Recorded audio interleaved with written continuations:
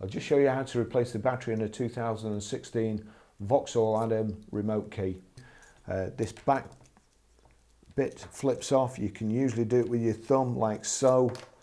Then you probably need something sharp or sharper to just lever the battery out. And that is a CR 2032. You see the little lip there, that's where it locates under. New battery in like so, and then back on.